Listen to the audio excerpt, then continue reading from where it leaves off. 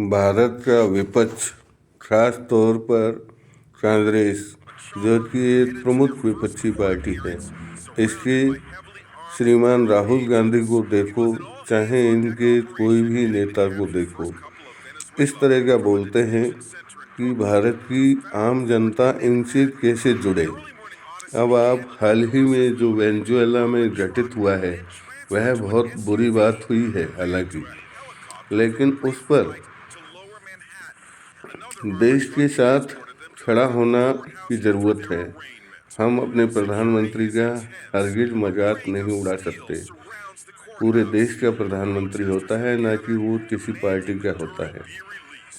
इनसे अच्छे तो हम दिल से वास्तव में एक आदर के भाव उत्पन्न होते हैं PIM के नेता ओवैसी के लिए, जो कि कम से कम देश के इस तरह के जब भी इशू आते हैं तो देश के लिए कंधे से कंधा मिला के खड़ा होता है।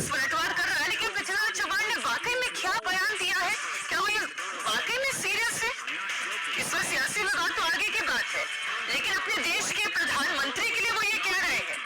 वो कांग्रेस के नेता ना हो, लेकिन इस देश के प्रधानमंत्री तो है नरेंद्र मोदी। आप उनके लिए कह रहे हैं कि जो वेनेजुएला में ट्रंप ने किया वो भारत में कर सकते हैं। आप सुने पृथ्वीराज चौहान को।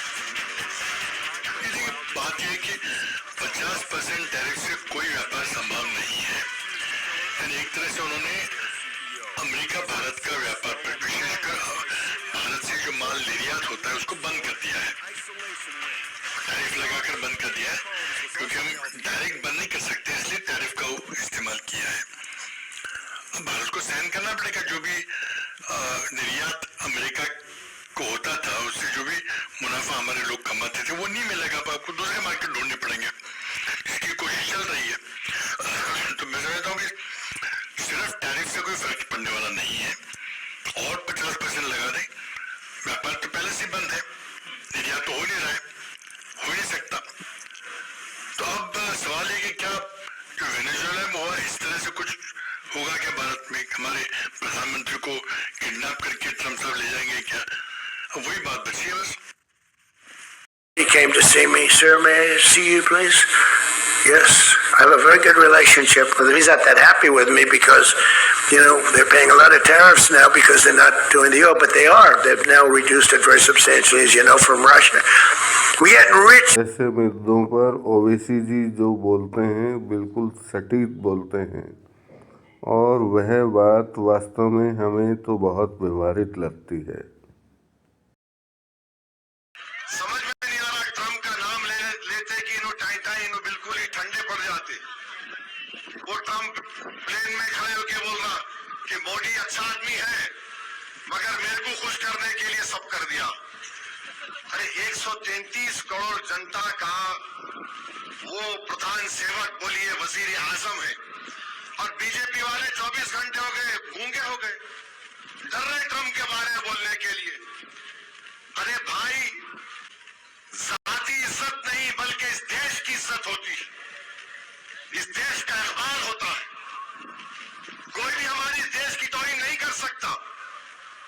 देश का वजीर आजम पूरे देश का होता है, और कोई बोल रहा है कि मुझे खुश करने के लिए मोदी ने ये किया।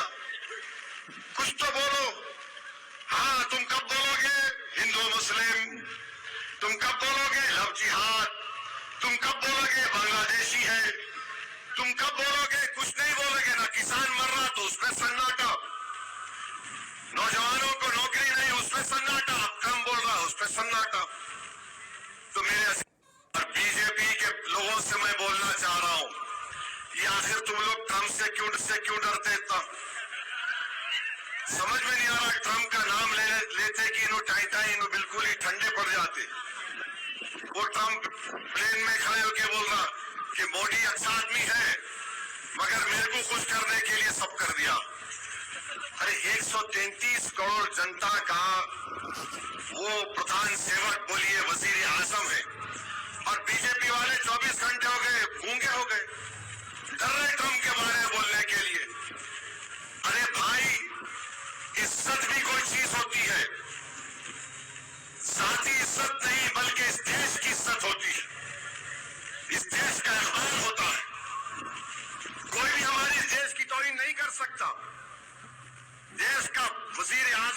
काश कि देश में कुछ विपक्षी नेता इस प्रकार बोलने में माहिर होते। कितना अच्छा बोलते हैं। इस प्रकार की भाषा होनी चाहिए दोस्तों। यदि वास्तव में हम या आप कोई भी, यदि बीजेपी कुछ नहीं भी देती है तो लेकिन इनके जो नेतागण हैं वो इतने वाद चतुर हैं कि सब कुछ सिर्फ बोली का कहते हैं। बोलते हैं ना, राजा किसका धन हरे कोयल किसको देत, मीठी वाणी बोल के जग अपना कर लेत।